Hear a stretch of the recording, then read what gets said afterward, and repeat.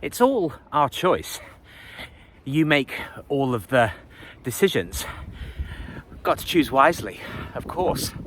And there are plenty of things that we do that are damaging to ourselves, but we don't think about the consequences. We want instant gratification. And there's a funny line from the film Postcards from the Edge, which has Meryl Streep and Shirley MacLaine in it. And it's based on the book that was written by Carrie Fisher, based on her relationship with her mother, Debbie Reynolds. And the trouble with instant gratification is it takes so long. It's a good line, it's very clever.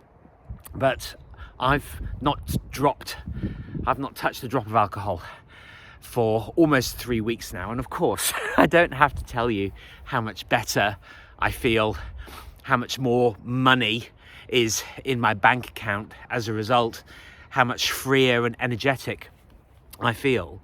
But one of the things that I've talked about quite a bit recently is that you have to live with the consequences of your decisions. But one of the things I haven't really talked about is when you make empowered decisions, decisions that that when you make them, it's going to make your life better. It's really, really important to actually enjoy them, to acknowledge all of the great things that it's doing for your life.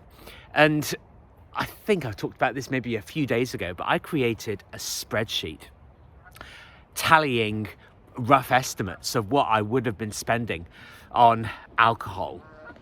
And already, not even a month in, hundreds of pounds, hundreds and hundreds and hundreds of pounds, and better sleep, all of these good things.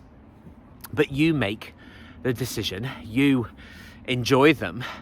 And I've found that in each of my periods of sobriety, 2 years actually being the longest, and a couple of other stints that were a few months long, what starts to happen is really, really fabulous experiences and synchronicities that we talk about. And when I was coming back from my therapy session, I was walking along a busy stretch of main road, short distance, but sort of exposed. And there's a chap that I've spoken to a few times in the village and had extended periods of not hearing anything. And this chap was at the entrance to a particular woman's property, putting up a sign saying, do not park here, whatever. And we had a really nice chat, and we cleared the air, because the last time that we saw each other, I was in a really foul mood. It was just before I split with my boyfriend, so things weren't going very well, and I was quite drunk, so it was all very, very messy and antagonistic.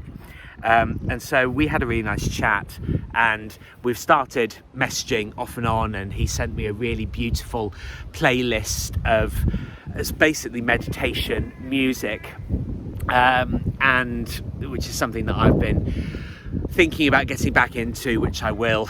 But yesterday I went for a really nice walk around Chatsworth over there, the private gardens section, which are just glorious, and they've set up a beautiful illuminated trail around the grounds. And at the sort of far edge of the bit that you can walk around, it's a beautiful tree house, basically, and it's got a little grotto underneath it. And there were these two young-ish, although actually I couldn't decide how old they were, but these sort of youngish girls, and one of them works for the house. And we started having this really nice chat, and she was just brimming. Her cup was overflowing with enthusiasm for the history of Chatsworth. And we were talking about various renovation, restorative projects that are going on at Chatsworth. And it was just a really lovely conversation. And this is what I mean by enjoying the fruits of your, I say labour, the fruits of the great decisions that you've made, and allowing your life to be more joyful and more expansive, more adventurous, I was talking about the other day, and really starting to be part of the world, because all of the destructive decisions that we make, whether it's substances that we put into ourselves or how we interact with other people, they draw you out of the world, they isolate you, and they make you a lesser person than you actually are.